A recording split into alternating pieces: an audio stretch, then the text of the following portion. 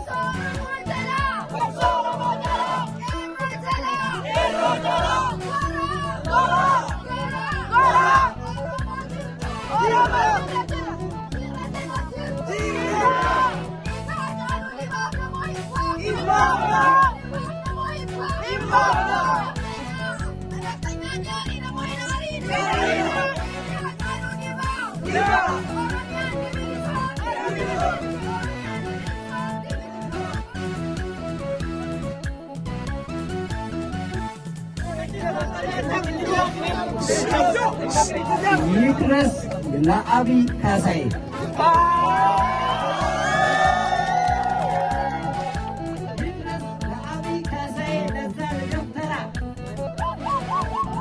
እንደመር ይላል ይሄ ቆሻሻ ተራ ኦሮሞ ነኝ ብለህ ስትል በቡራ አብይ አብይ ብለህ መሰለህ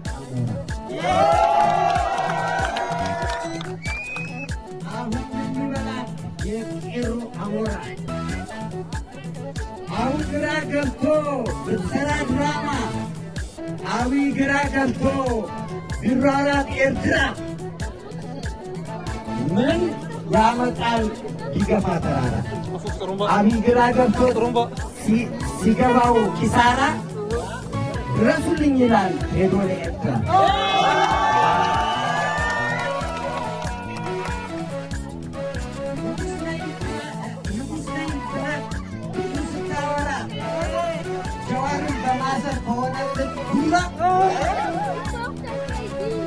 Während der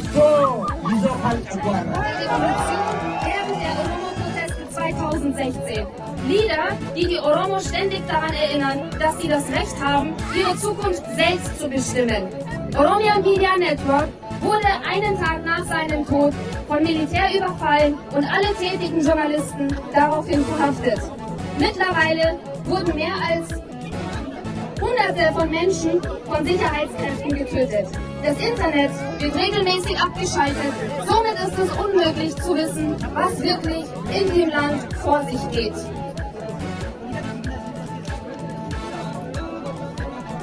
Um wirklich zu verstehen, was all dies bedeutet, müssen wir hier mehr Informationen über die Aktivitäten der äthiopischen Regierung seit der Übernahme der Führung von Abiy Ahmed im April 2018 geben.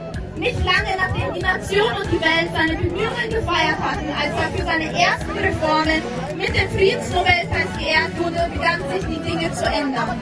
Oppositionsführer wurden willkürlich verhaftet und sind bis heute gefangen. Militärkommandoposten wurden eingerichtet und die Morde begannen. Und dieser folgende Punkt ist sehr wichtig, damit wir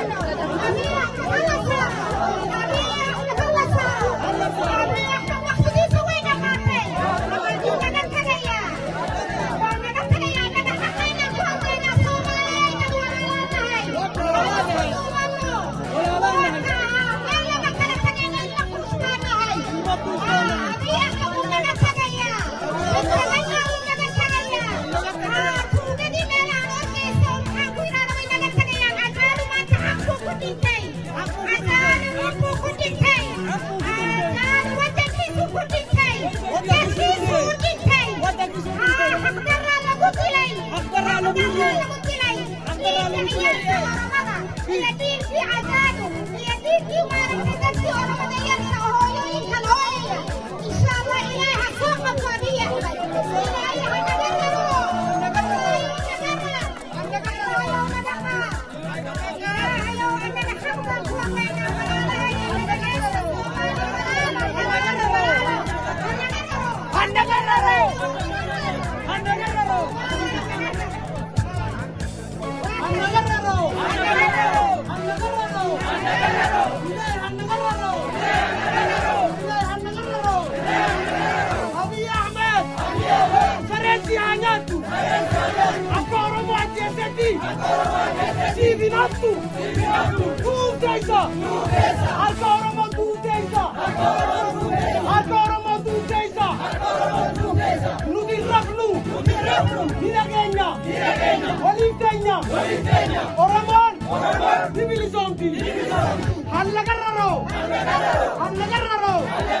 Somalia, Oromo, Jawar,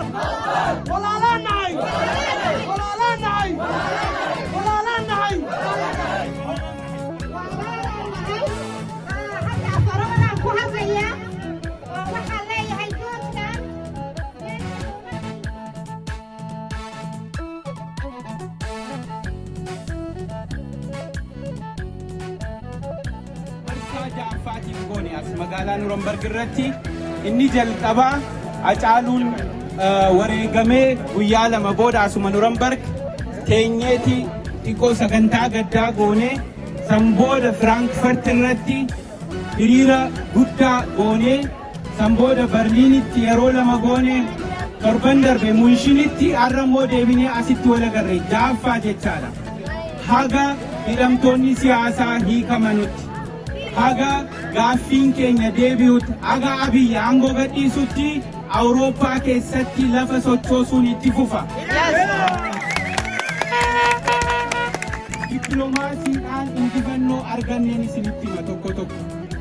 Tokkoffaa yeroo Berliin jirrutti Angelaa Merkel kallattiidhaan abiyyiitti bilbiltee mirgi ilma namaa Itoophiyaa keessatti akka kabajamu akeekkachiiftee jirti.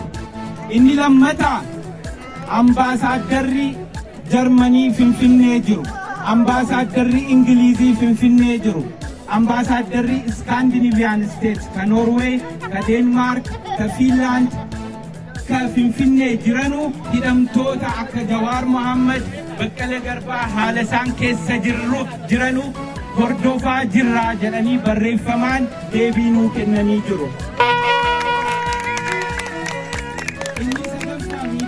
Gurguddaa biyya Awurooppaa, biyya Ameerikaati dhimma Oromoo erga Hacaaluu wareegame asitti gabaasaa jiru addunyaan sagalee Oromoo dhaga'aa jirti. Ammas hin dhaggeessifnaa hin dhaabbatu jechaadha. Inni kabiraa maalinni yeroo gabaabaa keessatti gamtaa Awurooppaa fuulduratti hiriira guddaa ni goona. Mariin taasifamaa jira. Karoora qabnaa. Kanaafillee qophaa'aa warri deemuu dandeessan haala yeroo yoom akka ta'e warra koree hawaasa Awurooppaa wajjin mari'atamee kan murtaa'u ta'a. Waan tokko hin dagadne injifannoo kabiraa. Ministeerri haajaa biyya alaa biyya Jarmanii hawaasa Oromoo wajjin beellama godhachuuf akka fedhii qaban nu beeksisanii jiru. Kunis injifannoo guddaa. Kanaafuu abiyyis ta'e biltsiginnaan akka fedhan sana ummata keenya irratti dhiichisanii ummata keenya doorsisanii hidhanii poolisa tokko mana qeerroo tokko irratti ramadanii biyya bulchuu hin danda'anu. Amma afuurri keessaa citee baqatanutti duukaa buunee isaan saaxilla.